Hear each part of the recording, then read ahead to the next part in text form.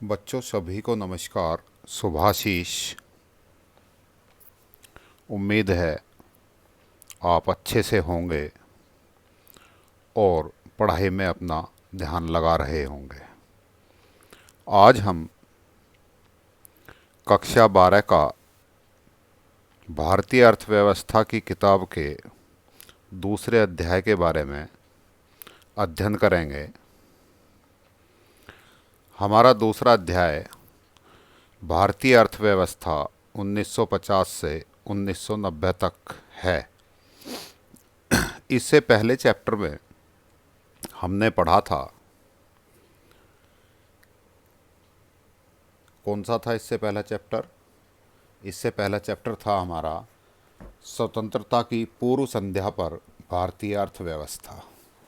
स्वतंत्रता की पूर्व संध्या का अर्थ है कि 1947 में जब हमारा देश आज़ाद हुआ तो हमारी अर्थव्यवस्था कैसी थी।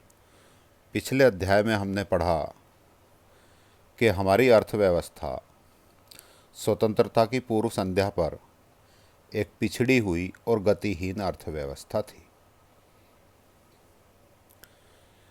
अब हमारे सामने एक चुनौती थी कि इस पिछड़ी हुई और गतिहीन अर्थव्यवस्था को हम कैसे एक विकसित अर्थव्यवस्था के रूप में खड़ा करें। इसके लिए एक आर्थिक तंत्र की आवश्यकता थी, अर्थात अर्थव्यवस्था को सुचारू रूप से आगे बढ़ाने के लिए देश को एक मजबूत आर्थिक तंत्र की आवश्यकता थी। आर्थिक तंत्र का अर्थ है उस व्यवस्था से है जिसके द्वारा अर्थव्यवस्था की केंद्रीय समस्याएं सुलझाई जाती हैं। अर्थात एक ऐसी व्यवस्था जिसके द्वारा कोई अर्थव्यवस्था अपनी केंद्रीय समस्याओं को हल करता है, आर्थिक तंत्र कहलाता है। अर्थव्यवस्था की 3 केंद्रीय समस्याएं हमने पिछले वर्ष 11th में व्यष्टि अर्थशास्त्र की किताब में पढ़ी थी। चलिए एक बार फिर इनका रिवीजन कर लेते हैं। अर्थव्यवस्था की 3 केंद्रीय समस्याएं मुख्यतः क्या उत्पादन किया जाए, कैसे उत्पादन किया जाए और किसके लिए उत्पादन किया जाए हैं। यदि हम पहली अर्थव्यवस्था की बात करें, यदि हम पहली सेंट्रल प्रॉब्लम, केंद्रीय समस्या क्या उत्पादन किया जाए की बात करें, तो यह वह समस्या है जिसके द्वारा हम यह निश्चित करते हैं कि किन वस्तुओं और सेवाओं का उत्पादन किया जाए, किन वस्तुओं और सेवाओं का उत्पादन नहीं किया जाए। तो इस व्यवस्था में हम ये देखते हैं कि हमारे पास संसाधन सीमित हैं।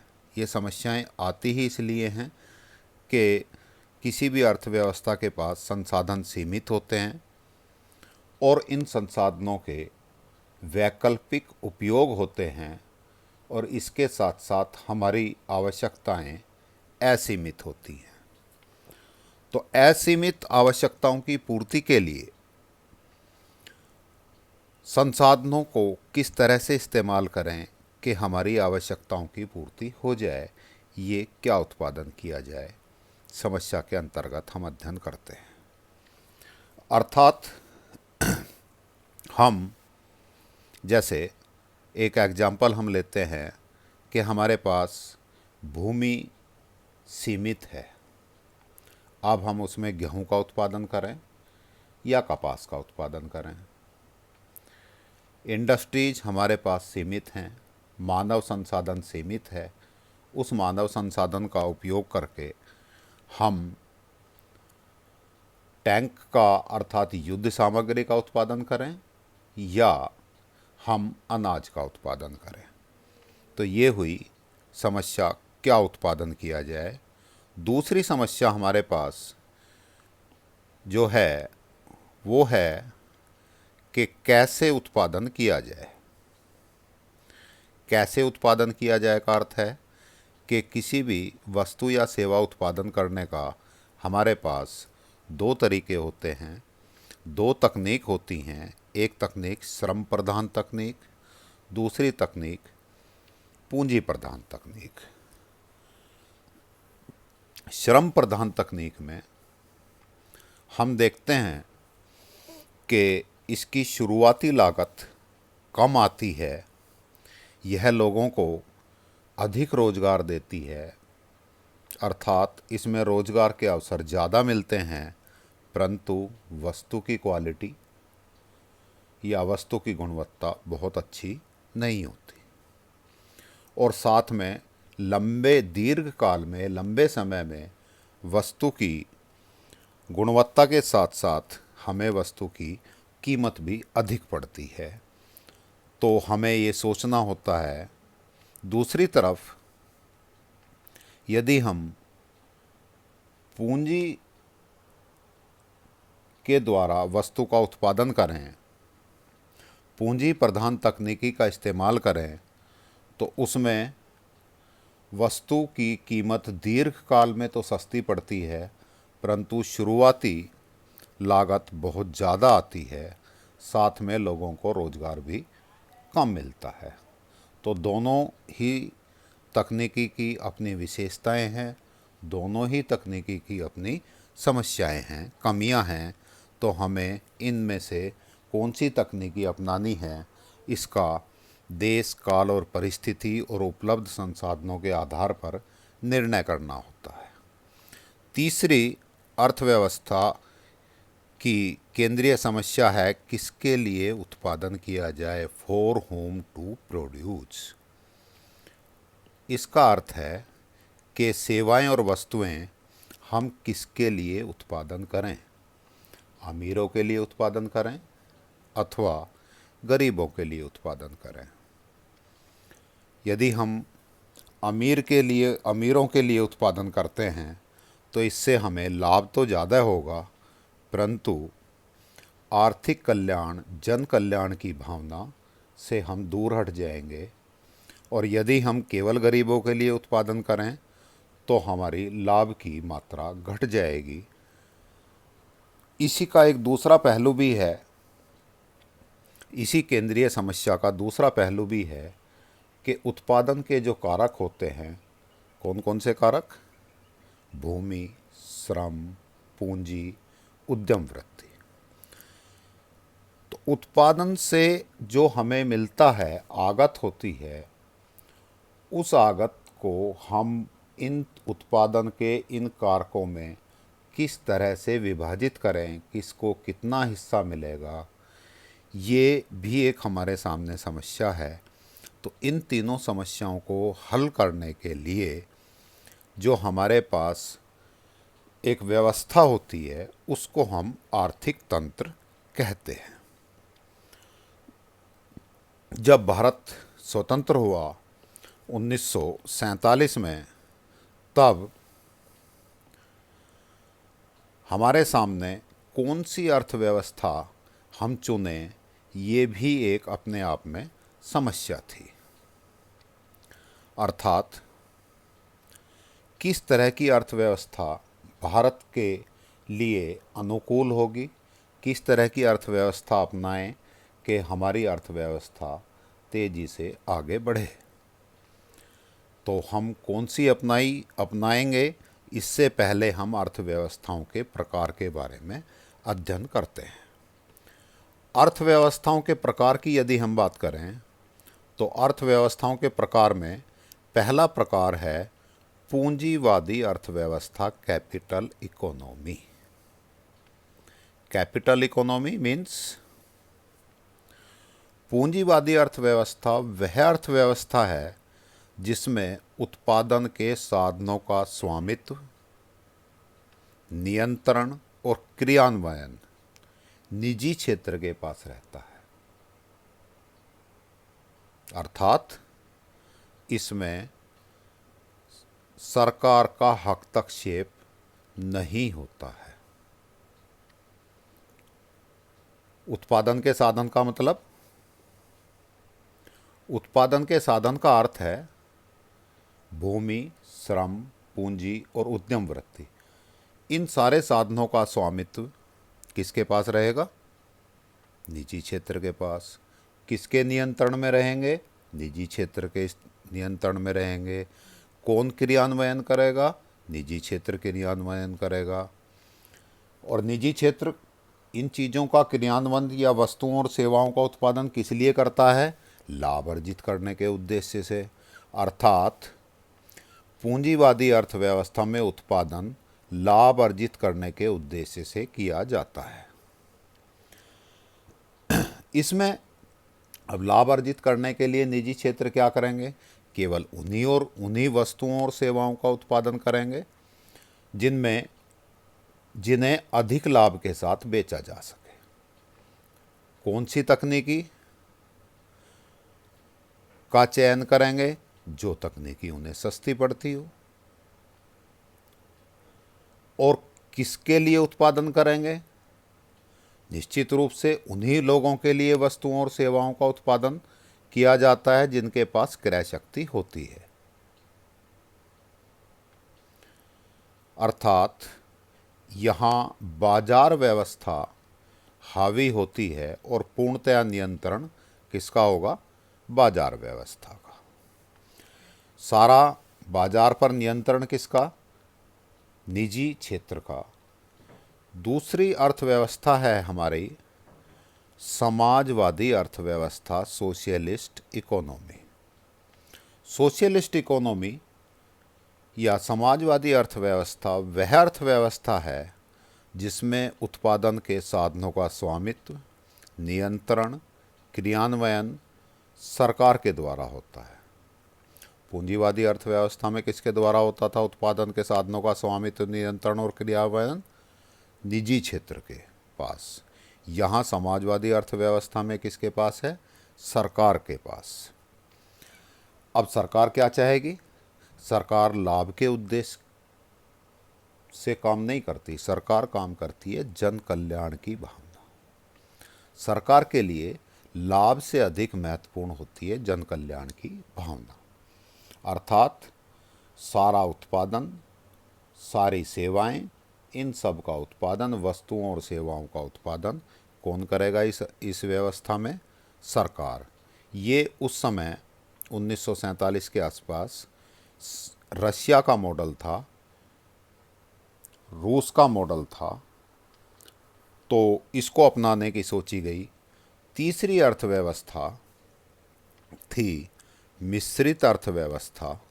मिश्रित अर्थव्यवस्था का अर्थ है, मिक्स्ड इकोनॉमी का अर्थ है कि ऐसी अर्थव्यवस्था जिसमें सार्वजनिक व्यवस्था और निजी क्षेत्र दोनों को अर्थव्यवस्था की केंद्रीय समस्याएं सुलझाने में उनकी संबंधित भूमिका दी जाती है।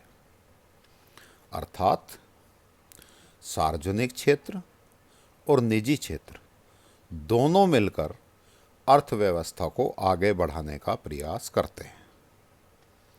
अब बात करें इनका क्या रोल होता है। तो निजी क्षेत्र उन सभी वस्तुओं और सेवाओं का उत्पादन करता है जिन्हें वह अच्छे से उत्पादन कर सकता है।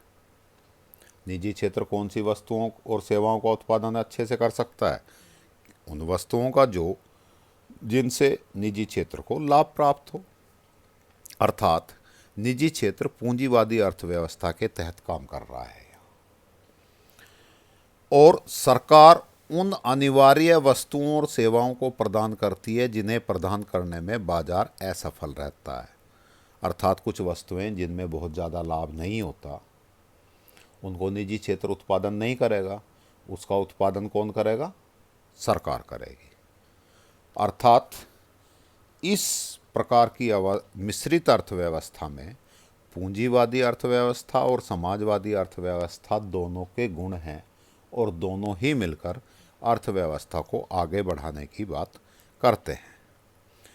अब हमने जब देश आज़ाद हुआ तो हमने अपनाया मिश्रित अर्थव्यवस्था, जो हमने अभी ऊपर तीसरे नंबर पे अर्थव्यवस्था पढ़ी थी।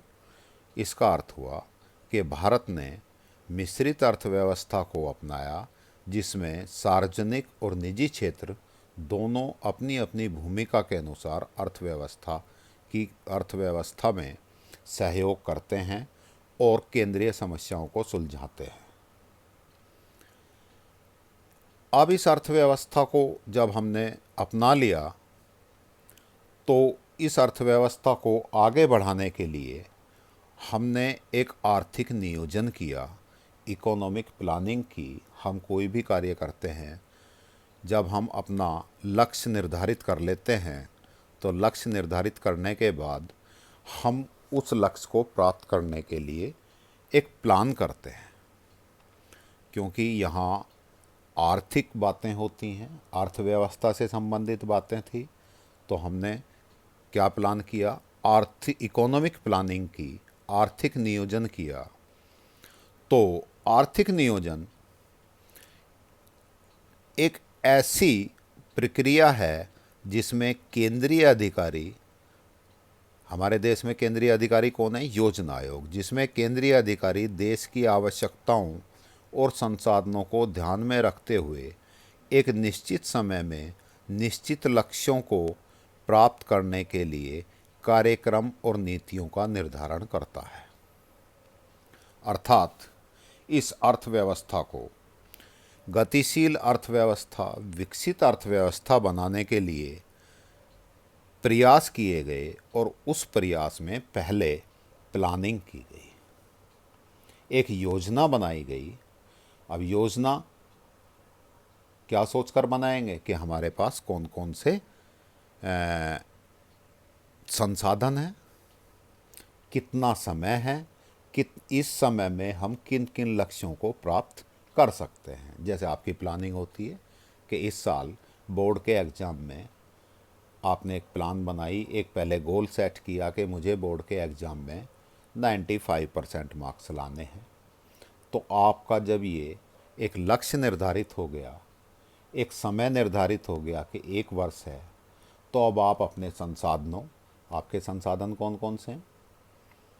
95% मार्क्स प्राप्त करने के लिए आपकी क्लासें, आपकी मेहनत, आपके पढ़ाई का समय, पढ़ाई के पर डे कितने घंटे पढ़ते हैं आप कितना कंसंट्रेट होकर पढ़ते हैं, आपका स्वास्थ्य कैसा है, इन सब संसाधनों को ध्यान में रखते हुए आप अपना लक्ष्य निर्धारित करते हैं 95%, और फिर उससे कार्यक्रम और नीतियाँ बनाते हैं कि मैं क्या रूटीन बनाऊं, कितने घंटे रोज़ पढूं, कैसे कैसे पढ़ाई करूं, सुबह कितने घंटे पढूं, क्या कौन कौन सी किताबें पढूं, किस तरह से मैं अपना कार्यक्रम बनाऊं कि मुझे ये मार्क्स मिल जाए।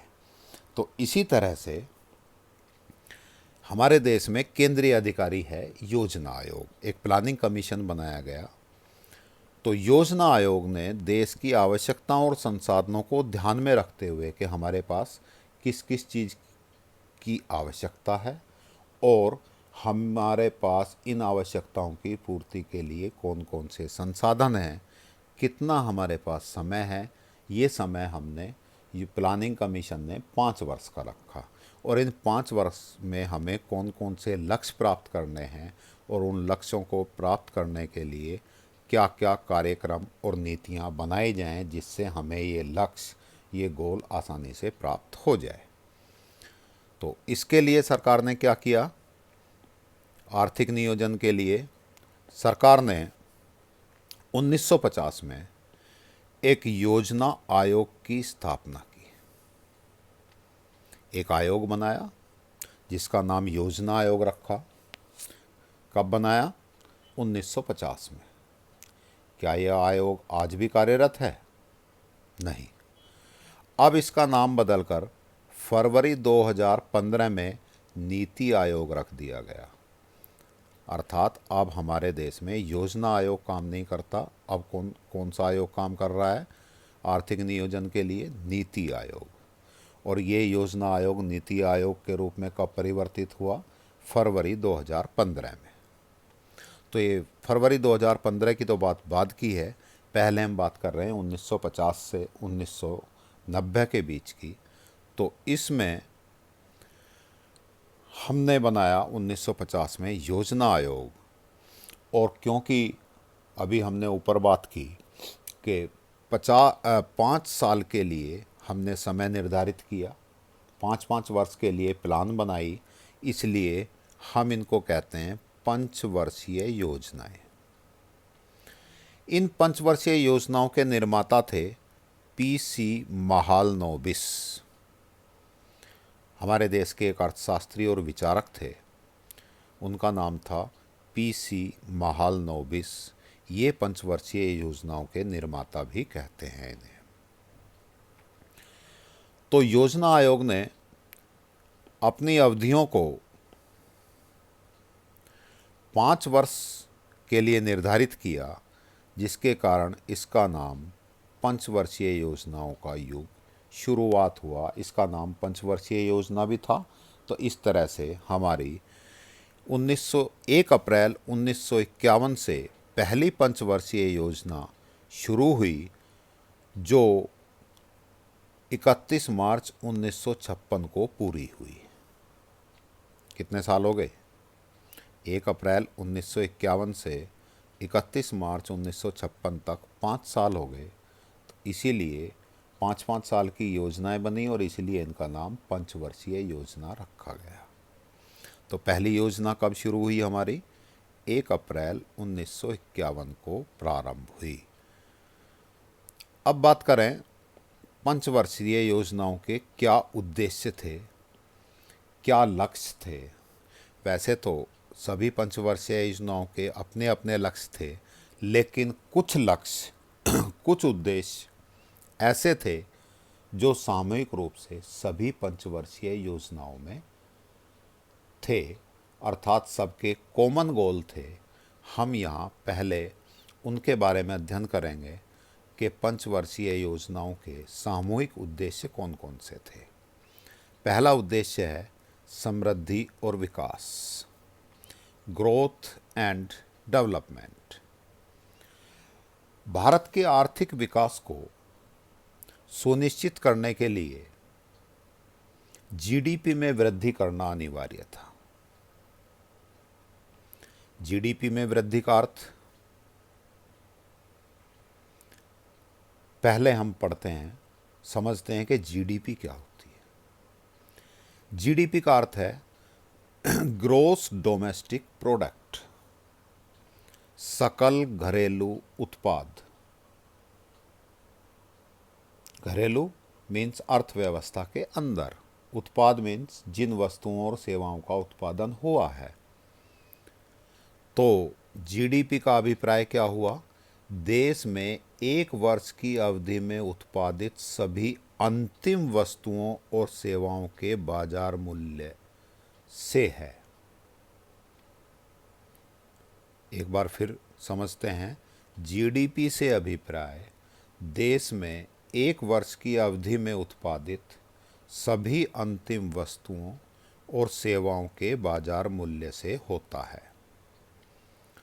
अर्थात जीडीपी जितनी तेज़ी से बढ़ेगी, जितनी ज़्यादा बढ़ेगी, इसका एक अर्थ ये हुआ कि उस वर्ष में यदि जीडीपी तेज़ी से बढ़ती है, अर्थात उस वर्ष में वस्तुओं और सेवाओं का उत्पादन तेज़ी से बढ़ता है। जीडीपी बढ़ने का सीधा सा अर्थ हो गया वस्तुओं और सेवाओं का उत्पादन बढ़ना। जितनी वस्तुएं और सेवाओं में वृद्धि होगी, तो प्रति व्यक्ति वस्तुएं और सेवाओं की उपलब्धता में उतनी ही ज़्यादा वृद्धि होगी। देश की जनसंख्या के प्रत्येक व्यक्ति को अधिक वस्तुएं और सेवाएं मिलेंगी, और अधिक वस्तुएं और सेवाओं का अर्थ है कि देश के नागरिकों में खुशहाली होगी। तो समृद्धि, खुशहाली जीवन को आसान और सुखमय बनाने का तरीका देश के पास क्या है। देश को यदि विकास करना है, अपनी समृद्धि करनी है और खुशहाली लानी है, तो हमें अपनी जीडीपी में वृद्धि करनी होगी। अब जीडीपी में वृद्धि होने से होगा क्या? वस्तुएं और सेवाएं बढ़ेंगी।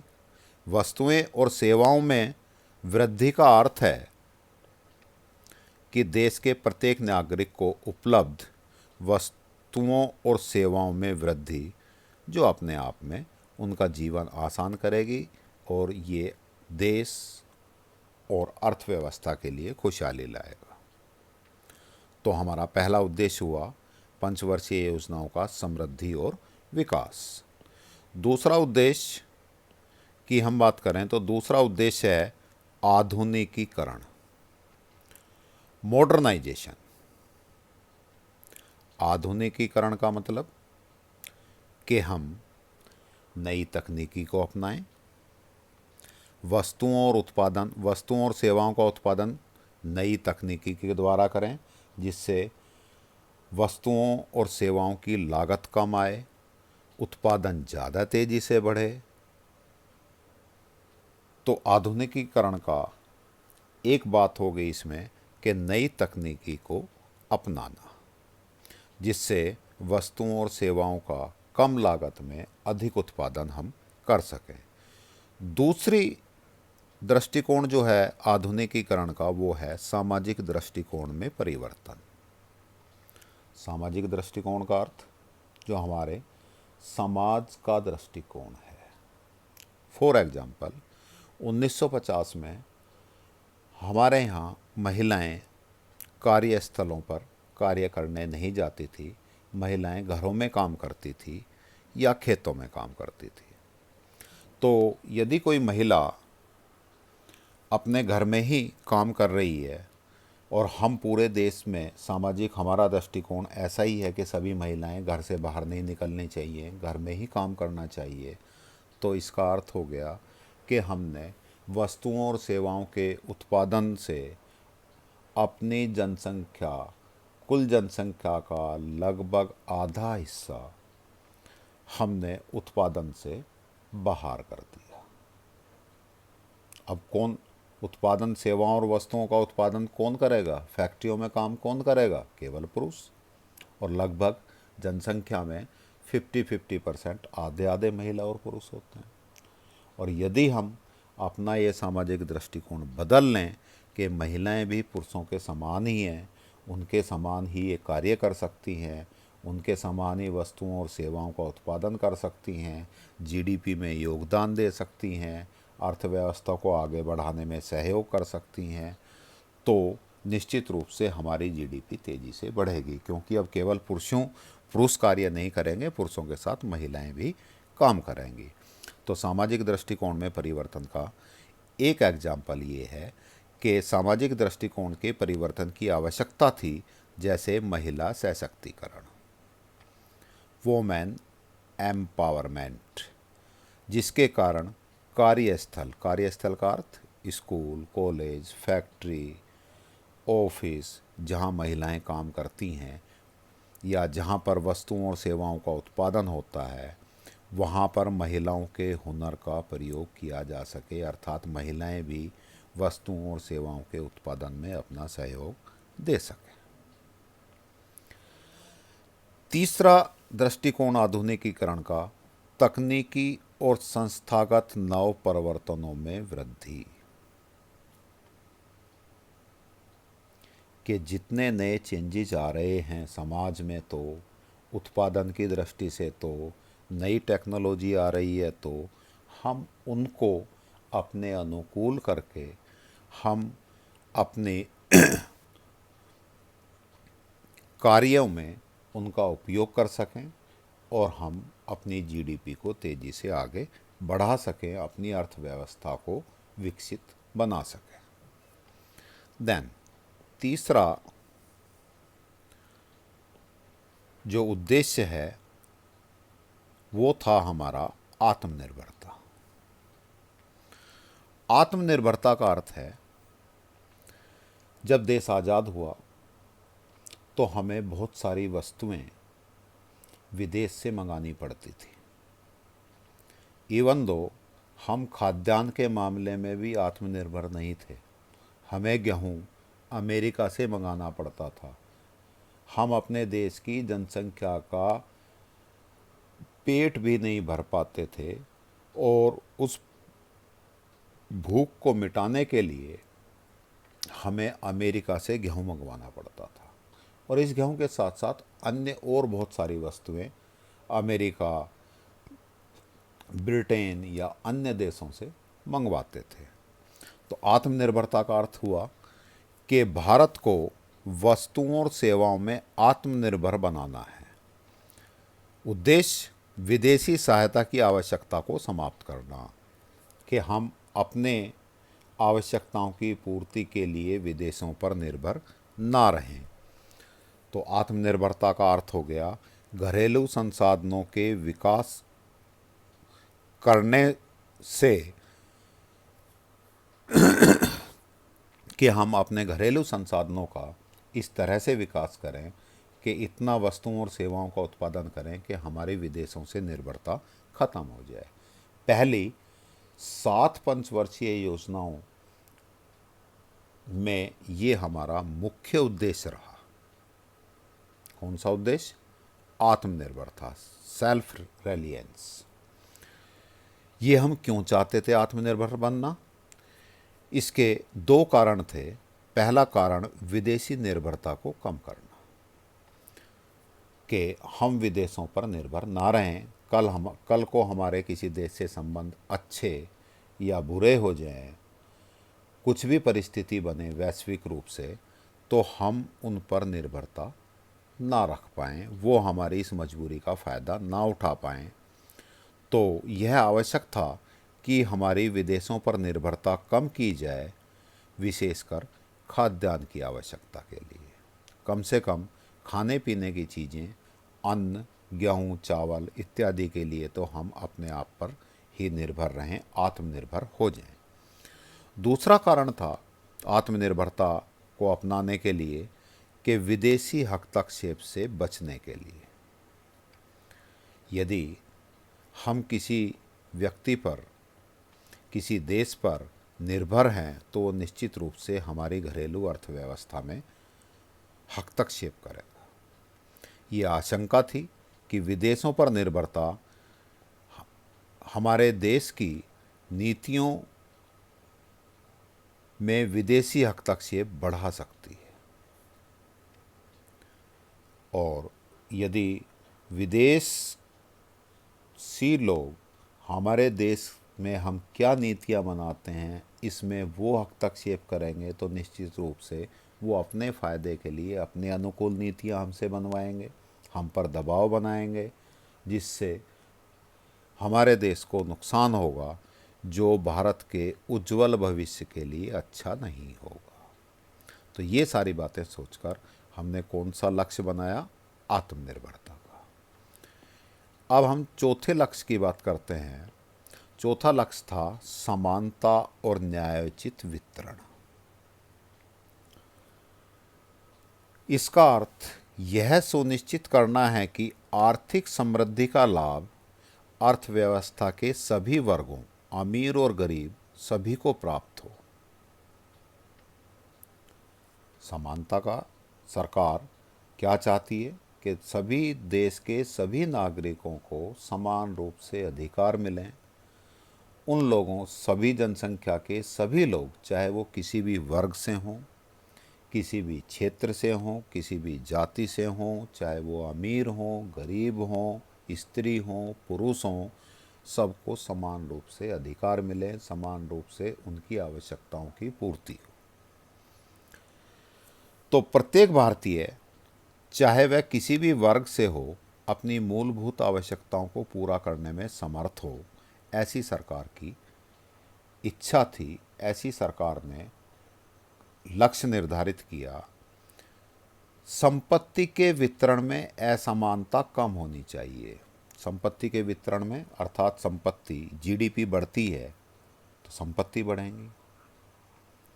संपत्ति बढ़ने पर जैसा तीसरी समस्या केंद्रीय समस्या हमने यहाँ पर तीसरी देखी थी, किसके लिए उत्पादन किया जाए, तो इस किसके लिए उत्पादन का अर्थ हुआ कि अमीरों का, अभी हमने पढ़ा था कि अमीरों के लिए उत्पादन करें या गरीबों के लिए उत्पादन करें, तो इसका अर्थ है समानता। समानता का मतलब हम उत्पादन इस तरह से करें कि अमीर वर्ग को भी उस उत्पादन का फ़ायदा पहुँचे, लेकिन साथ में गरीब को भी उस उत्पादन का फ़ायदा हो और वो अपने जीवन की असीमित नहीं तो मूलभूत आवश्यकताएं तो पूर्ति कर ही सके। दूसरा इसमें है न्यायोचित वितरण। न्यायोचित वितरण का अर्थ हुआ कि जीडीपी के बढ़ने से जो फ़ायदा होगा उस फ़ायदे को, उस लाभ को सभी लोगों के बीच में आनुपातिक रूप से, न्यायिक रूप से, समान रूप से न्यायोचित वितरण हो। न्यायोचित वितरण का यहाँ अर्थ ये नहीं है कि सबको बराबर पैसे मिल जाएं, बराबर लाभ प्राप्त हो जाए, बराबर सेवाएं और वस्तुएं प्राप्त हों। जैसे आपके स्कूल में एक प्रिंसिपल और एक ग्रुप डी पियोन दोनों वह काम करते हैं, दोनों के कार्य अलग अलग हैं, लेकिन समान वितरण का अर्थ ये नहीं है कि दोनों की तनख्वाह या दोनों का वेतन बराबर कर दिया जाए। न्यायोचित वितरण का अर्थ है कि ठीक है, प्रिंसिपल अधिक विद्वान हैं, सारे अधिक जिम्मेदारियां उठाते हैं, सारे स्कूल को संभालते हैं, उनको पे अधिक दी जाए, लेकिन ग्रुप डी या चपड़ासी को भी, पियोन को भी इतनी कम तनख्वाह ना दी जाए कि वो अपनी मूलभूत आवश्यकताएं भी पूरी ना कर पाए।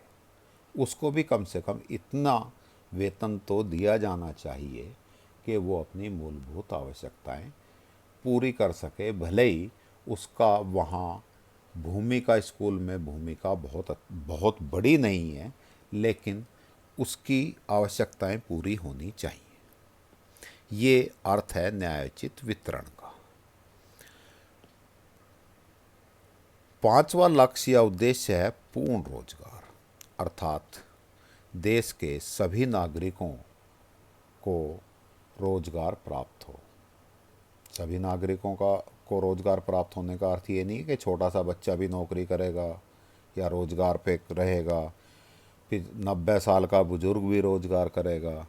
पूर्ण रोजगार क्या होता है, तो हम पहले पूर्ण रोजगार के बारे में पढ़ते हैं कि पूर्ण रोजगार वह स्थिति है जिसमें सभी लोग जो प्रचलित मजदूरी दरों पर काम करने के इच्छुक हैं तथा योग्य हैं, उनको रोजगार प्राप्त होता है। यहाँ दो शब्द हैं। पहला शब्द प्रचलित मजदूरी दर। प्रचलित मजदूरी दर का अर्थ क्या हुआ कि जो आदमी जिस काम को करना चाहता है उसका एक मार्केट प्राइस है। फॉर एग्जाम्पल, मान लीजिए फ़िलहाल देश में, दिल्ली में बेलदारी, जो मकान भवन निर्माण में ईंटें पकड़ाता है मज़दूर, उसको मज़दूरी के रूप में 400 रुपये मिलते हैं। तो ये हो गई दिल्ली की बेलदार की प्रचलित मजदूरी दर। तो प्रचलित मजदूरी दर पर काम करने का इच्छुक है, इसका अर्थ हुआ कि जिस दर पे काम हो रहा है उसी दर पर वो काम करने के लिए, उतने ही पैसों में काम करने के लिए तैयार है। दूसरी शर्त है तथा योग्य है। योग्य है का मतलब वो उस काम को करने के लिए काबिल है, उस काम को करने की उसमें क्षमता है। अब मान लीजिए कोई 5 साल का बच्चा कहता है जी मैं प्रचलित मजदूरी दरों पर बेलदारी का काम करने का इच्छुक हूँ, तो 5 साल के बच्चे के पास योग्यता है? नहीं है, क्योंकि उसके पास इतना शारीरिक शक्ति, इतनी क्षमता नहीं है कि वो पूरे दिन ईंट और सीमेंट या गारा या जो भी कुछ है वो दे सके। तो अर्थात 5 साल का बच्चा या 90 साल का बुजुर्ग उस रोजगार के योग्य नहीं है।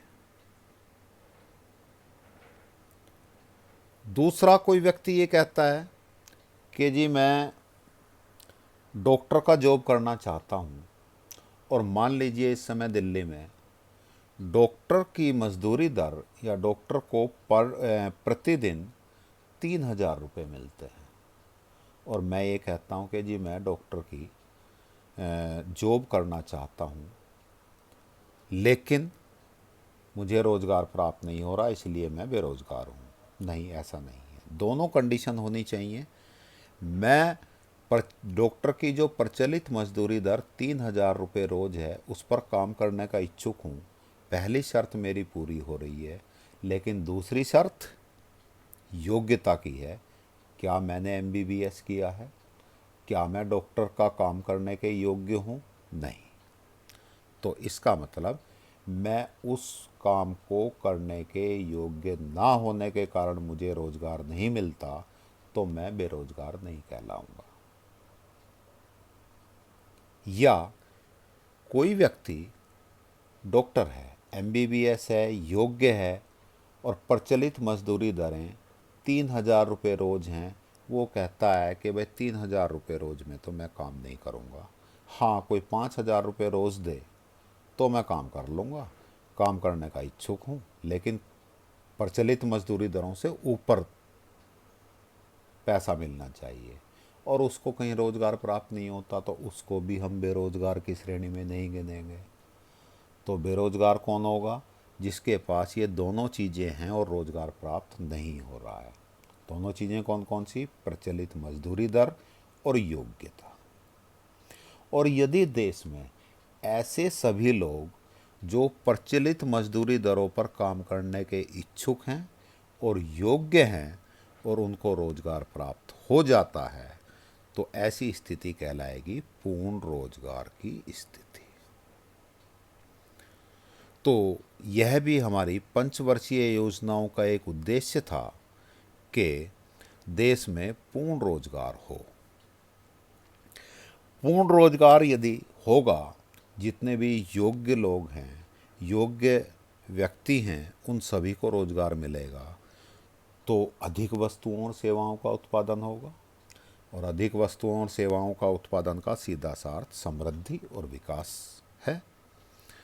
और जितने हमारी पॉपुलेशन के जितने लोग GDP में अपना योगदान देते हैं उसको हम कहते हैं सहभागिता। ज़्यादा से ज़्यादा लोगों को रोज़गार मिलने का अर्थ है कि देश में सहभागिता की दर में वृद्धि, अर्थात देश की कुल जनसंख्या के वो लोग जो कार्य करते हैं वो प्रतिशत बढ़ रहा है, अर्थात देश में कार्यबल बढ़ रहा है। तो कार्यबल में वृद्धि का अर्थ है सहभागिता में वृद्धि, और सहभागिता में जितनी वृद्धि अधिक होगी GDP उतनी ही तेज़ी से बढ़ेगी।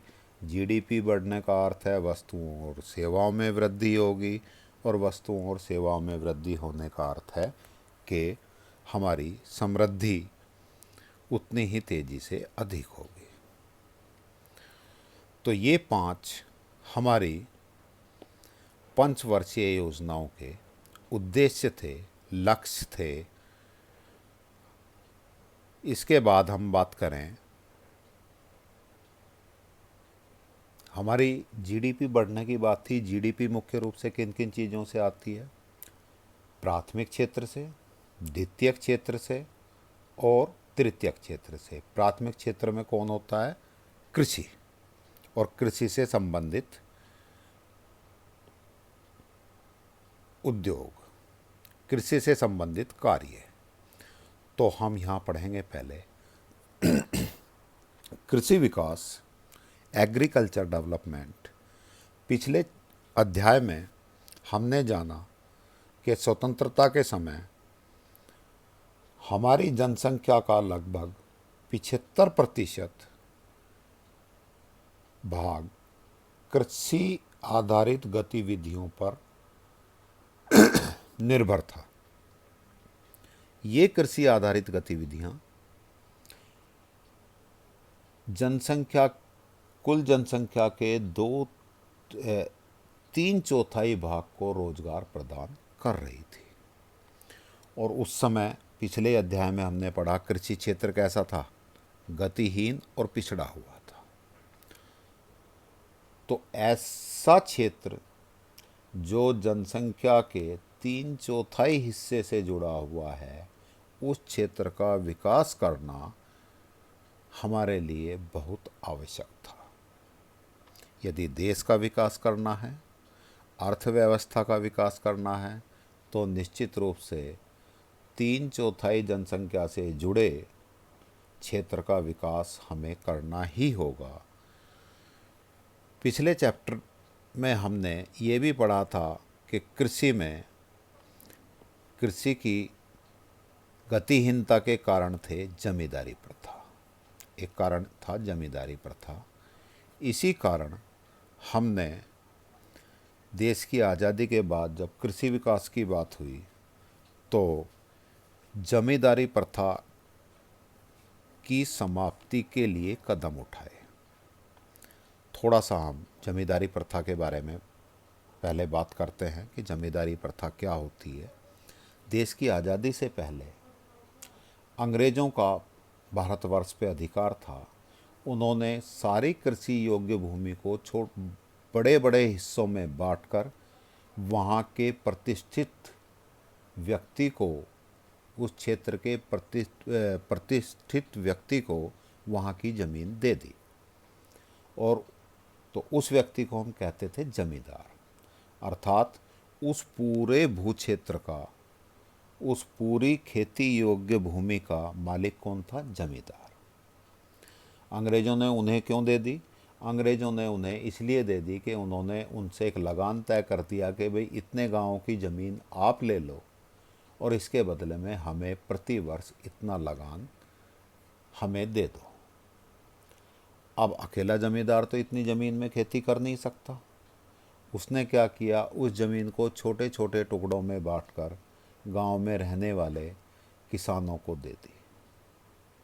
अब किसान पूरे वर्ष भर उस कृषि योग्य भूमि में खेती करेगा, उससे उत्पादन करेगा और उस उत्पादन में से एक बहुत बड़ा हिस्सा लगान के रूप में ज़मींदार को देगा।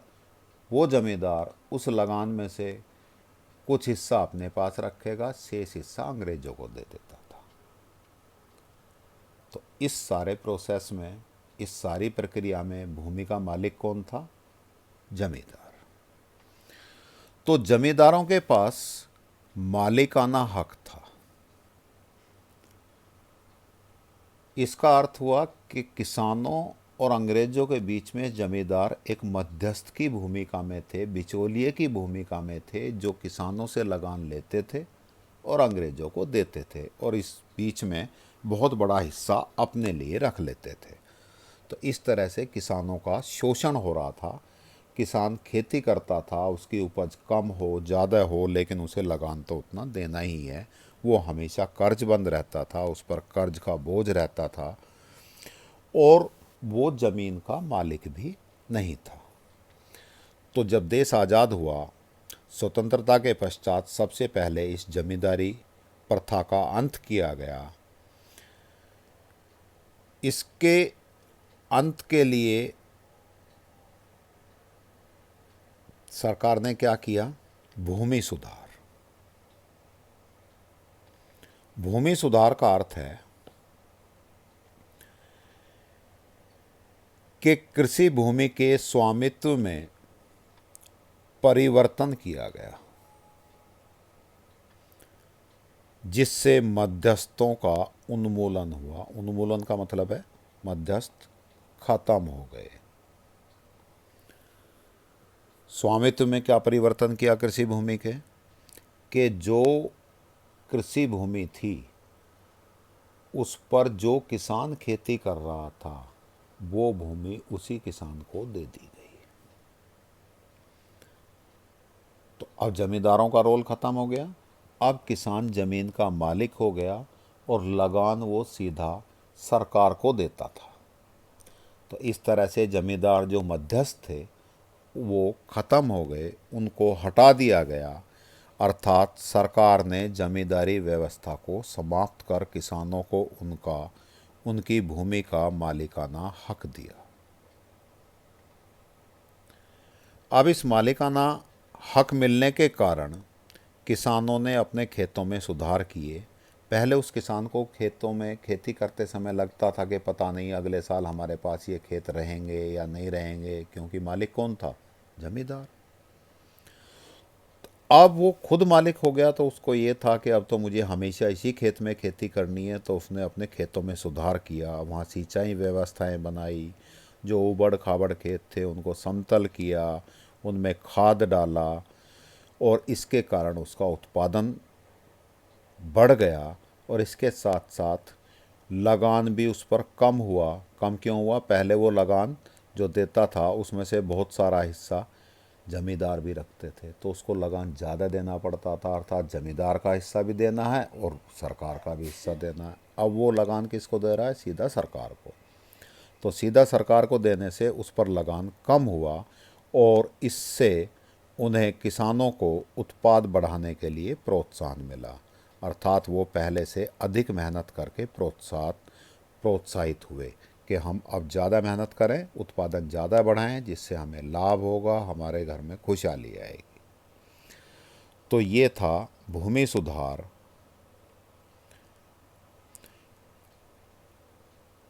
इसी भूमि सुधार के अंतर्गत कुछ जमींदारों ने क्या किया कि उन्होंने कहा कि ये खेती तो हम ही करते हैं जी खुद ही, और उन्होंने किसानों को ज़मीन से बेदखल कर दिया। सरकार को क्या कह दिया कि जी हम पहले भी इस खेती के मालिक थे और हम खुद ही किसान हैं, हम खुद ही खेतों में काम करते हैं और कोई किसान हमारे यहाँ काम नहीं करता। तो वो जो गरीब किसान था, जो भूमिहीन किसान था, उसको तब भी ज़मीन नहीं मिल पाई। इसके लिए सरकार ने दूसरा काम किया, भूमि की अधिकतम सीमा का निर्धारण, लैंड सीलिंग। अर्थात सरकार ने भूमि की एक अधिकतम सीमा, ध्यान से पढ़िएगा, ध्यान से सुनिएगा, अधिकतम सीमा की बात कर रहे हैं। अधिकतम सीमा तय कर दी जिस पर कोई व्यक्ति अपना स्वामित्व बनाए रख सकता है। मान लीजिए अधिकतम सीमा 10 एकड़ थी, तो इसका अर्थ है एक व्यक्ति अपने पास केवल 10 एकड़ ज़मीन रख सकता है। 10 एकड़ ज़मीन से ज़्यादा ज़मीन वो अपने पास नहीं रखेगा। अब जमींदारों के पास तो हज़ारों एकड़ ज़मीन थी। तो अब यहाँ आकर जमींदार भले ही ये बात कह रहे थे कुछ जमींदार कि हम तो अपने खेतों में खुद ही खेती करते हैं, लेकिन यहाँ आकर वो मजबूर हो गए। उनसे ये कह दिया गया कि जो अधिकतम सीमा है भूमि की वो अपने पास रखो, बाकी भूमि छोड़ दो। तो लैंड सीलिंग का अभिप्राय क्या हुआ? इसका अभिप्राय भूमि की उस अधिकतम सीमा को तय करने से है जिस पर एक व्यक्ति अपना स्वामित्व बनाए रख सकता है। इस विशिष्ट सीमा से अधिक जो एक सीमा निर्धारित कर दी, तो इस निर्धारित सीमा से अधिक भूमि जमींदारों से ले ली गई। मैंने अभी बताया जमींदारों के पास तो हज़ारों एकड़ थी और वो सीमा निर्धारित कर दी, मान लीजिए फॉर उदाहरण के लिए कि 10 एकड़ कर दी, तो बाकी ज़मीन तो जमींदार को छोड़नी पड़ेगी। वो ज़मीन किसने ले ली? सरकार ने। और सरकार ने उसे गरीब और सीमांत छोटे किसानों के बीच वितरित कर दिया और उनको, छोटे किसानों को उसका मालिकाना हक दे दिया। तो इससे क्या फ़ायदा हुआ? इससे भूमि के स्वामित्व का केंद्रीयकरण कम हुआ। जो भूमि कुछ ही लोगों तक केंद्रित थी, अब बहुत सारे लोगों तक फैल गई। अब पहले जो उस ज़मीन का ज़मीन के एक या दो मालिक हुआ करते थे, अब कई सौ आदमी मालिक हो गए। तो भूमि की अधिकतम सीमा अधिनियम ने कृषि क्षेत्र में समानता को बढ़ावा देने में सहायता की। समानता कैसे हुई? पहले किसान क्या था? पहले किसान था केवल खेती हर मजदूर, मालिक नहीं था। मालिक कौन था? जमींदार। अब जब किसान के पास भी ज़मीन हो गई, किसान के पास भी ज़मीन का मालिकाना हक हो गया, जमींदार के पास ज़मीन थोड़ी सी भले ही ज़्यादा है लेकिन किसान के पास भी ज़मीन तो है, तो इन दोनों के बीच में जो असमानता थी, इन दोनों के बीच में जो एक बहुत बड़ी खाई थी, उसको पाटने का अवसर मिला, अर्थात इन दोनों के बीच समानता को बढ़ावा मिला। लेकिन कुछ बड़े भूस्वामी, भूस्वामी मीन्स जमींदार, भूस्वामियों ने इस कानून को चुनौती दी, क्योंकि ये कानून बना था लैंड सीलिंग का। इसको कोर्ट में ले गए, चैलेंज किया और मुकदमों में उलझाए रखा, जिससे इस कानून को लागू करने में देरी हुई। और इस बीच जो देरी हुई, उस बीच समय में उन्होंने उस भूमि को, जिसको वो अपनी बताते थे, अपने निकट संबंधियों के नाम जो एक्स्ट्रा ज़मीन थी वो दर्ज करा दी। अपनी पत्नी के नाम, बेटे के नाम, रिश्तेदारों के नाम, उन सब के नाम ज़मीन करा दी। तो इससे बहुत सारी ज़मीन वो अपने पास ही रखने में सफल हो गए। बहुत ज़्यादा किसानों को इस क्षेत्र का फ़ायदा नहीं मिला, लैंड सीलिंग का। तो विभिन्न क्षेत्रों में अधिनियमों की कमियों के कारण बड़े भूमि के क्षेत्र पर जमींदारों का स्वामित्व बना रहा और कुछ जमींदारों ने इस अधिनियम से डरकर किसानों को ज़मीन से बेदखल भी कर दिया और स्वयं को ही किसान या काश्तकार घोषित कर दिया, जिससे भी छोटे और सीमांत किसानों को नुकसान हुआ, उन्हें इस चीज़ का फ़ायदा नहीं मिल सका। तो हम बात करें कृषि विकास की बात कर रहे थे, तो इसका निष्कर्ष क्या हुआ कि भूमि सुधार से देश को फ़ायदा तो हुआ, लेकिन ये फ़ायदा केरल, पश्चिमी बंगाल में प्रभावपूर्ण रहा, अर्थात यहाँ काफ़ी फ़ायदा रहा। लेकिन कुछ कुछ राज्यों में राजनीतिक इच्छा के अभाव के कारण भूजोतों के आकार में बड़ी असमानता बनी रही। भूजोत किसे बोलते हैं? भूजोत होती हैं कि ऐसी भूमि जिसको जोतकर खाद्यान्न या फसलें उत्पादन की जाती हैं। तो फिर भी क्योंकि कुछ राज्यों ने इसे सख्ती के साथ लागू नहीं किया, तो फिर भी यह असमानता बनी रही कि ज़मींदार के पास बहुत ज़्यादा ज़मीन थी और किसानों के पास ज़मीन बहुत कम थी। लेकिन फिर भी लगभग 200 लाख किसान ज़मींदारों के शोषण से मुक्त हो गए। बहुत बड़ी बात है कि देश में 200 लाख किसान उस समय जो जमींदारों के शोषण से त्रस्त थे, उनको उस शोषण से मुक्ति मिल गई और साथ ही किसानों को अधिक उत्पादन के लिए प्रोत्साहन मिला। अब किसानों ने ज़्यादा मन लगाकर खेती की, जिसके कारण हमारा उत्पादन बढ़ा। इसी कृषि विकास में तीसरी बात हम करें तो वो थी हरित क्रांति, ग्रीन रिवॉल्यूशन।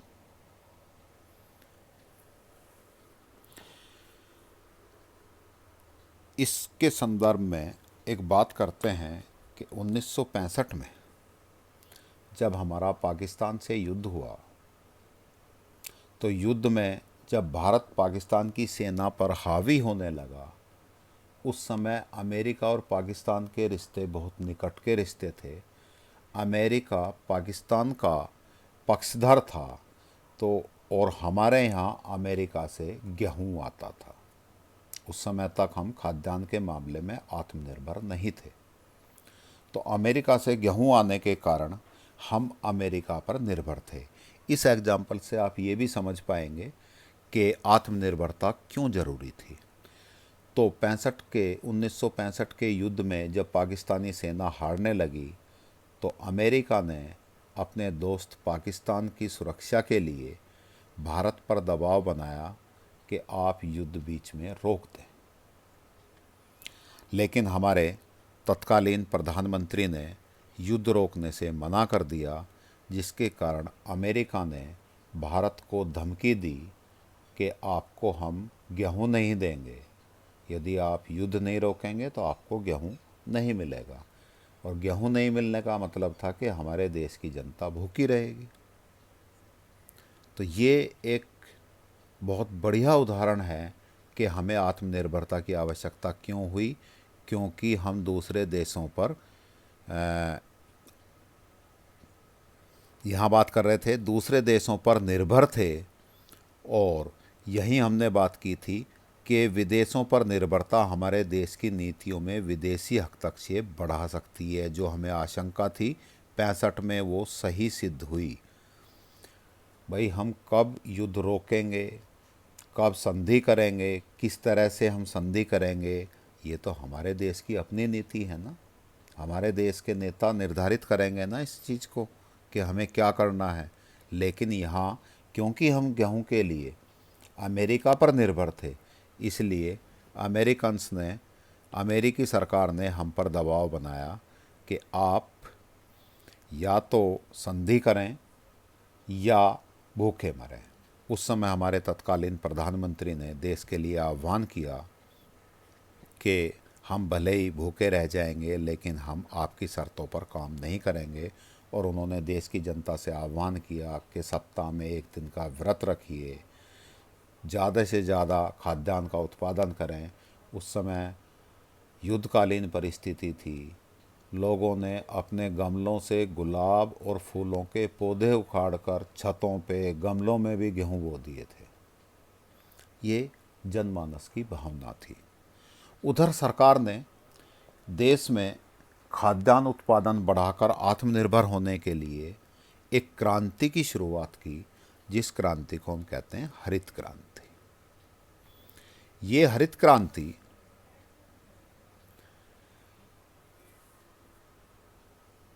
क्रांति से अभिप्राय उच्च पैदावार वाली किस्म के बीज, HYV, high yielding variety, high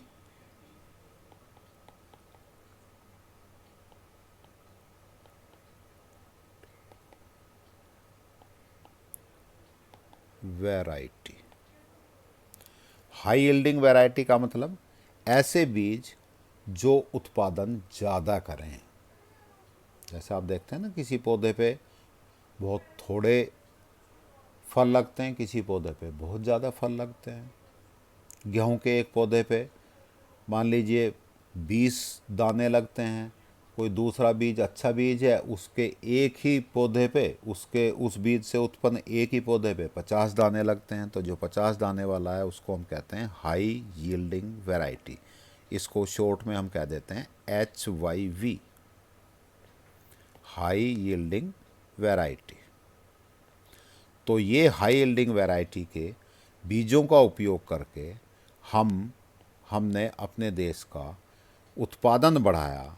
केवल HYV से ही उत्पादन नहीं बढ़ा, नई तकनीकी का प्रयोग किया। नई तकनीकी के प्रयोग में क्या क्या चीज़ें आती हैं कि हम अच्छे बीजों के साथ सिंचाई के साधन बनाएं। ट्यूबवेल, जो पहले सिंचाई नहरों से होती थी या सब खेतों तक पानी नहीं पहुंच पाता था, मानसून पर निर्भर थी, वहाँ तक हमने पानी पहुँचाया, भले वो नहरों से पहुँचाया या वहाँ नलकूप लगवाए। इस तरह से नई तकनीकी का प्रयोग किया, पर्याप्त सिंचाई सुविधाएं बनाई, उर्वरक, यदि फसल में कीड़े लग जाते हैं, कीट लग जाते हैं, तो कीटनाशकों का प्रयोग, इन सारी चीज़ों का प्रयोग करके हमने नई तकनीक से खेती करने पर बल दिया। तो ये सारी चीज़ें एक साथ मिलकर जब हमने की तो हमारी खेती में उत्पादन बहुत तेज़ी से बढ़ा, और ये सारा प्रोग्राम कहलाया हरित क्रांति।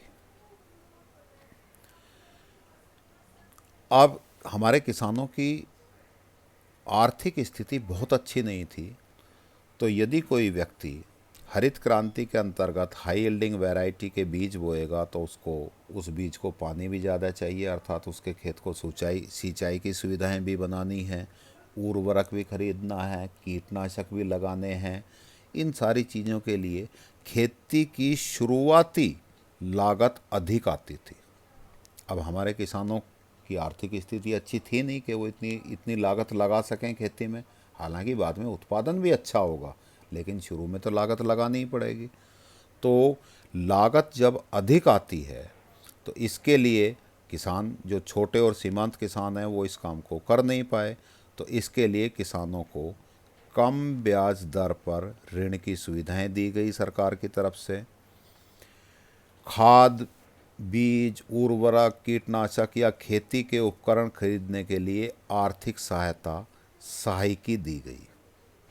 आर्थिक सहायता का मतलब अभी हम आगे पढ़ेंगे कि आर्थिक सहायता क्या होती है, कि बाजार मूल्य से कम मूल्य पर वस्तुओं का देना आर्थिक सहायता कहलाता है। जैसे आप लोगों को एक वर्ष में 12 सिलेंडर मिलते हैं, एलपीजी गैस के सिलेंडर, जिसकी कीमत लगभग 900 या 1000 रुपये होती है, लेकिन आप लोगों को 500 या 600 रुपये जो भी कुछ रेट होता है, बाकी के इन 1000, मान लीजिए 1000 रुपये उस सिलेंडर की बाज़ार कीमत है, 600 रुपये में आपको सिलेंडर मिलता है। तो ये जो बीच का अंतर 400 रुपये है, ये सरकार अपनी जेब से भरती है। अर्थात 1000 बाजार मूल्य की वस्तु को आपके घर में सरकार ने 600 रुपये में दिया है। इसका अर्थ ये हुआ कि आपको एक सिलेंडर पे 400 रुपये की सहायकी, इसको सब्सिडी भी बोलते हैं, आर्थिक सहायता भी बोलते हैं, वो दी गई। तो बात कर रहे थे हम हरित क्रांति की। हरित क्रांति को हम 2 चरणों में बांट सकते हैं। प्रथम चरण मध्य 60 से मध्य 70 के दशक तक, अर्थात लगभग 65 से शुरू हुआ, जो अभी कहानी मैंने आपको बताई। सन 65 में पाकिस्तान के युद्ध के समय अमेरिका ने हमारे साथ कैसा व्यवहार किया, तो उसके जस्ट बाद ही हमने हरित क्रांति की शुरुआत कर दी थी, उत्पादन बढ़ाने की बात कर दी थी। तो मध्य 60, इसका मतलब 65-66 से मध्य 70 मीन्स 1975 के दशक तक, 1975 तक। इस प्रथम चरण में यह पंजाब, आंध्र प्रदेश, तमिलनाडु आदि राज्यों तक ही सीमित रहा, क्योंकि सरकार की भी आर्थिक स्थिति उस समय बहुत अच्छी नहीं थी। तो सरकार के प्रयास पंजाब, आंध्र प्रदेश, तमिलनाडु और पश्चिमी उत्तर प्रदेश, ऐसे ही कुछ राज्यों तक सीमित रहा। और सभी अन्न के लिए, खाद्यान्न के लिए भी ये कारगर नहीं हुआ, केवल गेहूं की पैदावार बढ़ाने में ही सफलता मिली। लेकिन फिर इसका दूसरा चरण शुरू हुआ 70 के मध्य से 80 के मध्य तक, अर्थात 1975 से लगभग 1985 तक। इसमें हरित क्रांति और अधिक राज्यों तक फैली। हरित क्रांति से होने वाले लाभ फिर और भी ज़्यादा राज्यों तक फैले और अन्य बहुत सारी फसलों को इसका लाभ मिला। अर्थात पहले गेहूं को ही मिला था, फिर चावल, दाल, कपास, सभी खाद्यान्न फसलें व अन्य फसलों के HYV बीज मिलने शुरू हो गए। नई टेक्नोलॉजी से, नई तकनीक से खेती करनी शुरू कर दी और इसका लाभ सभी को मिला।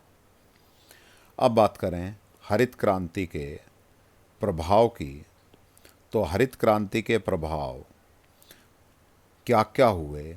हरित क्रांति ने भारत को खाद्यान्न में आत्मनिर्भरता प्राप्त करने के योग्य बनाया। आज हमारा देश खाद्यान्न के मामले में आत्मनिर्भर है, अर्थात हम अपने खाने पीने की वस्तुएं, अनाज इतना उत्पादन कर लेते हैं कि हम अपनी जनसंख्या का पेट भर सकें। और ये स्थिति बनने के लिए हरित क्रांति का बहुत बड़ा योगदान है। दूसरा प्रभाव विक्रय अधिशेष की प्राप्ति। विक्रय अधिशेष क्या होता है? विक्रय अधिशेष इसको विपणित अधिशेष भी बोलते हैं, मार्केटिंग सरप्लस। क्या कहते हैं इसको? मार्केटिंग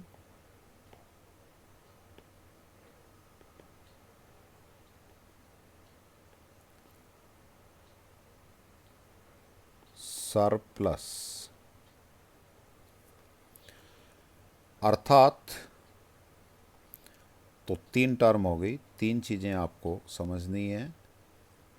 एक ही टर्म के 3 नाम हो गए, विक्रय अधिशेष, विपणित अधिशेष, मार्केटिंग सरप्लस।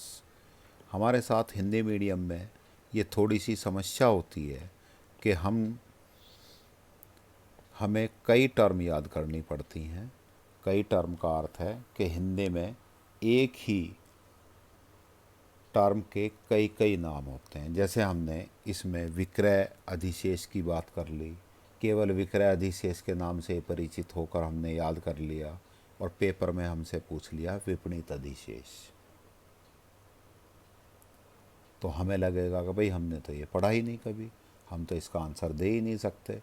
लेकिन यदि हमने दोनों चीज़ों के नाम पढ़े हैं, साथ में थोड़ा सा इंग्लिश टर्म भी पढ़ी है, तो हमें, क्योंकि पेपर आपका बाईलिंगुअल लैंग्वेज में होता है, दोनों भाषाओं में होता है, तो उधर तो क्वेश्चन में पक्का मार्केटिंग सरप्लस ही लिखा होगा। इधर विक्रय अधिशेष और विपणित अधिशेष, इन दोनों में से कोई सा भी शब्द लिखा हो तब भी आप समझ जाएंगे। तो बेटा थोड़ा सा टर्म सारी पढ़नी पड़ेंगी हमें। तो विक्रय अधिशेष या विपणित अधिशेष से अभिप्राय उस कृषि उत्पाद से है जिसे किसान द्वारा अपनी उपयोग आवश्यकताओं को पूरा करने के बाद बाजार में बेच देता है। क्या अर्थ हुआ? एक उदाहरण लेते हैं। मान लीजिए एक किसान 50 क्विंटल अनाज पैदा करता है, तो वो सारा अनाज तो बाज़ार में नहीं बेचेगा। उसमें से कुछ अनाज वो अपने घर की आवश्यकताओं के लिए, उसके परिवार के लोगों को, अपने परिवार के लोगों का पेट भरने के लिए रखेगा। मान लीजिए उसने ये अंदाज़ा लगाया कि मेरे परिवार की आवश्यकता 10 क्विंटल अनाज की है, तो अब क्या करेगा वो? 50 क्विंटल अनाज में से 10 क्विंटल अनाज अपने पास रख लेगा अपनी साल भर की खाद्यान्न आवश्यकताओं की पूर्ति के लिए। बाकी 40 क्विंटल को वो बाज़ार में बेच देगा। तो ये 40 क्विंटल अनाज जो हुआ वो विक्रय अधिशेष या विपणित अधिशेष कहलाएगा। एक बार दोबारा पढ़ते हैं। विक्रय अधिशेष विपणित अधिशेष से अभिप्राय उस कृषि उत्पाद से है जिसे किसान द्वारा अपनी उपयोग आवश्यकताओं को पूरा करने के बाद बाजार में बेच दिया जाता है। यदि किसान की उत्पादकता बढ़ती है तो विपणित अधिशेष में भी वृद्धि होगी, और हरित क्रांति के कारण किसान की उत्पादकता बढ़ी, किसान का उत्पादन बढ़ा, तो निश्चित रूप से बाज़ार में भी उसने पहले की अपेक्षा अधिक खाद्यान्न बेचा, अधिक उत्पाद बेचा, और वो जो बाज़ार में बेच रहा है उसको हम क्या कहेंगे? विक्रय अधिशेष। तो इसका अर्थ हुआ हरित क्रांति के कारण विपणित अधिशेष में वृद्धि हुई। तीसरा प्रभाव, खाद्यान्नों का बफर स्टॉक। सरकार ने अपने पास बफर स्टॉक बना लिए। बफर स्टॉक का अर्थ है कि जब फसल का उत्पादन होता है तो सरकार किसान से फसल को खरीद लेती है और अपने गोदामों में रख लेती है। समय के साथ जब खाद्यान्न की पर्याप्त मात्रा बाजार में नहीं होती है तो उस समय अपने उस स्टॉक में से बाजार में बेच देती है या बाज़ार को उपलब्ध करा देती है। अर्थात बाज़ार में ज़्यादा है तो खरीद के अपने गोदाम में रख लेगी, और गोदाम यदि बाज़ार में कम है तो गोदाम से निकाल कर बाज़ार को उपलब्ध करा देगी। तो ऐसे स्टॉक को हम कहते हैं बफर स्टॉक। तो हमारे बफर स्टॉक पहले की अपेक्षा बढ़ गए, जिससे खाद्य की कमी के समय पूर्ति की जा सकती थी। इससे हमें विभिन्न अकालों से, भूखमरी से, उनसे निजात मिली। निम्न आय वर्ग को लाभ। हरित क्रांति से किसानों को ही लाभ नहीं हुआ, जो निम्न आय वर्ग के मजदूर थे या किसान नहीं थे उनको भी लाभ हुआ। क्या लाभ हुआ कि विपणित अधिशेष अधिक होने के कारण किसान अपने उत्पादन का एक बहुत बड़ा हिस्सा बाजार में बेचने के लिए आए, और इस बेचे जाने के कारण जब बाजार में बहुत ज़्यादा फसल आई तो खाद्यान्न की कीमतों में कमी हुई, जिससे निम्न आय वर्ग के लोगों को भी लाभ हुआ। अब बात करें, जब हरित क्रांति की बात चल रही थी तो एक जोखिम था, HIV बीज पर कीटों का आक्रमण बहुत होता है। तो कीट आक्रमण का जोखिम था। ये सोचा जाता था कि कहीं ऐसा ना हो कि इन HIV बीज की उत्पादन और कम हो जाए, क्योंकि इन पर कीटों का आक्रमण होता है, कहीं ऐसा ना हो कि इनको कीट ही खा जाए। लेकिन यह खतरा टल गया या कम हो गया, क्योंकि सरकार ने बहुत सारे कीटनाशकों को बनाया, उनका प्रयोग किया गया, और विभिन्न प्रकार के अनुसंधान सेवाएं के कारण कीट आक्रमण का जोखिम कम हुआ। दूसरा जोखिम था आय की असमानता में वृद्धि का जोखिम। हरित क्रांति की शुरुआत में ऐसा सोचा गया था कि महंगी आगतों के कारण शुरू में फसल को शुरुआत करने के लिए ज़्यादा लागत होने के कारण यह छोटे किसानों को ज़्यादा लाभ नहीं पहुंचाएगा, जबकि बड़े किसानों को बहुत लाभ होगा, क्योंकि उससे बाद में उत्पादन भी तेज़ी से बढ़ेगा। तो इससे छोटे तथा बड़े किसानों के बीच असमानता बढ़ जाएगी। लेकिन इस असमानता को कम करने के लिए, समानता को बढ़ावा देने के लिए सरकार ने छोटे किसानों को कम ब्याज दरों पर ऋणों को उपलब्ध कराया, जिसके कारण छोटे किसानों ने भी अपनी खेतों में HIV बीजें और हरित क्रांति का प्रयोग किया, जिससे उन्हें भी लाभ हुआ। अब बात करें, जो अभी हम थोड़ी देर पहले बात कर रहे थे कि सहायिकी की बात बाद में करेंगे। सब्सिडी, सहायिकी, आर्थिक सहायता पर बहस। कुछ व्यक्ति कहते हैं, कुछ अर्थशास्त्री का मत है कि कृषि में आर्थिक सहायता अब बंद कर देनी चाहिए। तो पहले हम आर्थिक सहायता की बात करते हैं कि आर्थिक सहायिकी से अभिप्राय है कि किसानों को बाजार कीमतों से कम कीमतों पर आगतें प्राप्त हों। अर्थात जो बाजार कीमत है उससे कम कीमत पर उनको जो इनपुट्स हैं बाजार के खेती के वो प्राप्त हों। अर्थात उनको बीज, उर्वरक, खाद, मशीनरी बाजार कीमत से सस्ती मिल जाएं। जैसा हमने अभी उदाहरण LPG सिलेंडर का देखा था, तो ये कहलाती है आर्थिक सहायता। कुछ अर्थशास्त्री कहते हैं आर्थिक सहायता लगातार देते रहना चाहिए। कुछ अर्थशास्त्री कहते हैं आर्थिक सहायता को बंद कर देना चाहिए। तो आर्थिक सहायता के पक्ष में तर्क, अर्थात आर्थिक सहायता लगातार बनी रहे, दी जाती रहे, इसके पक्ष में क्या क्या तर्क हैं। पहला तर्क है आर्थिक सहायता जारी रहनी चाहिए, क्योंकि भारत में कृषि एक जोखिमपूर्ण व्यवसाय है। भारतीय कृषि अभी भी मानसून पर बहुत अधिक निर्भर है। कभी फसल अच्छी हो जाती है तो कभी फसल खराब हो जाती है। मानसून खराब होने के कारण, मानसून समय पर ना ठीक होने के कारण फसलें खराब हो जाती हैं, तो किसान को बहुत अधिक घाटा होता है। तो इस कारण से आर्थिक सहायता जारी रहनी चाहिए। दूसरा तर्क है, अधिकांश किसान बहुत गरीब हैं, यदि आर्थिक सहायता नहीं मिलेगी तो वे कृषि की आगतों को जुटा नहीं पाएंगे। अभी भी अधिकांश किसान छोटे और सीमांत हैं और उनकी आर्थिक स्थिति बहुत खराब है। तो यदि उनको सब्सिडी, आर्थिक सहायता नहीं मिली, सहायकी नहीं मिली, तो वो कृषि में लागत नहीं लगा पाएंगे, जिससे उनके खेतों में उत्पादन घट जाएगा और इससे साथ ही छोटा किसान और अधिक गरीब हो जाएगा और इसके साथ साथ देश का उत्पादन भी घटेगा। आर्थिक सहायता के बिना अमीर और गरीब किसानों के बीच आय की असमानता बढ़ जाएगी, क्योंकि जो गरीब किसान है वो आगतों को नहीं जुटा पाएगा, जबकि अमीर किसान आगतों को जुटा लेगा तो वो हरित क्रांति या अच्छी टेक्नोलॉजी से खेती कर पाएगा। गरीब पुरानी ही तकनीक से खेती करेगा, जिससे उसका उत्पादन गिर कर वो और ज़्यादा गरीब हो जाएगा।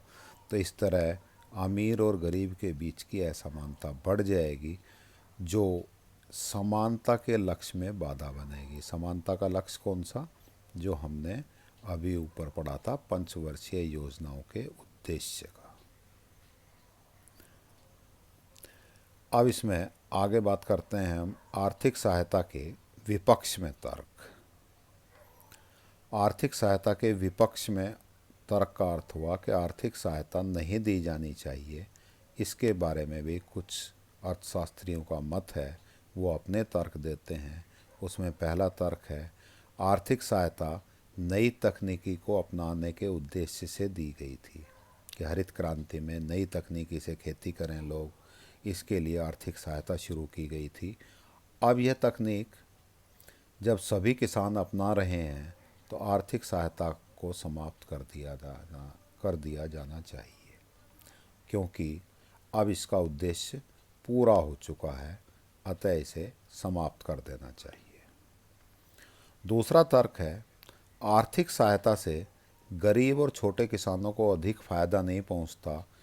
जितना फ़ायदा इन्हें पहुंचता है उससे अधिक फ़ायदा उर्वरक उद्योग और समृद्ध किसानों को चला जाता है, क्योंकि आर्थिक सहायता राशि का एक बहुत बड़ा हिस्सा उर्वरक उद्योग और समृद्ध किसानों के पास चला जाता है।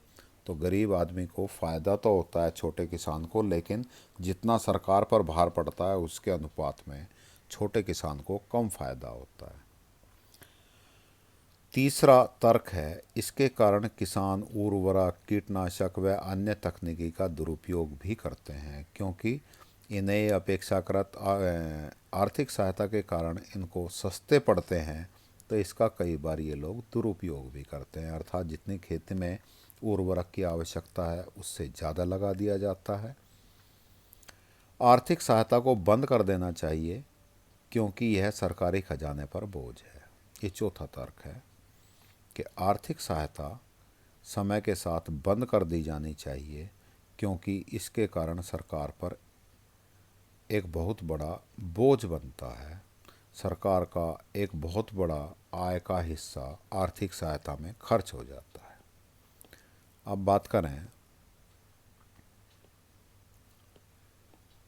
कृषि विकास का आलोचनात्मक मूल्यांकन, कि हमने 1950 से 1990 तक जितना भी कृषि में विकास किया है या कृषि की जो नीतियां अपनाई हैं उसके कारण हमें क्या फ़ायदा हुआ, क्या नुकसान हुआ।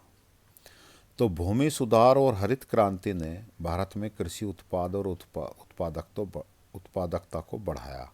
ये निश्चित रूप से ठीक है कि 1950 की अपेक्षा 90 तक आते आते हमारी कृषि में उत्पादकता बहुत कई गुना बढ़ी और भारत खाद्यान्न उत्पादन में आत्मनिर्भर बन गया।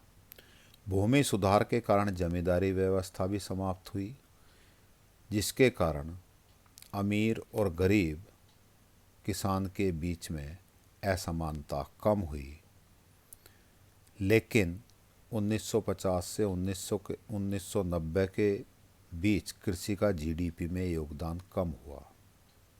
यहाँ यह बात देखने की है कि कृषि का उत्पादन बढ़ने के बावजूद भी जीडीपी में योगदान प्रतिशत कम हुआ।